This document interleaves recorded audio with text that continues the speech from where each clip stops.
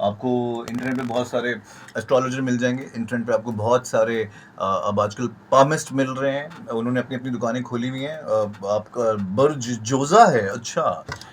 आपके लिए अगला हफ्ता कैसा गुजरेगा? पहले हम लोग ये अखबार जहां में देखते थे, उसके अंदर वो ये कॉलम आता था, लेकिन अब ये सब चीज़ें उनको भी पता चल गया। इंटरनेट पे व्यूज़ और वो वॉच टाइम और यूट्यूब के ऐड वो इस तरीके से अपनी रोज़ का झूठ बेच रहे हैं। बस बेचना ही तो है झूठ, लोगों को दिखाना है। इसी चक्कर में फूड व्लॉगर्स एक अलग मखलूक पैदा हो गई, वो जो झूठ बेच रही है भाई। मैं 2-3 जगहों पे चला गया किसी फूड ब्लॉगर का वो देख के वीडियो, मैंने कहा यार बहुत ही अच्छा होगा, इतने अच्छे से दिखाया उसने, फुल डीप शॉट, फलाना ये शॉट, ये चटनी गिरती हुई गोलगप्पे के अंदर।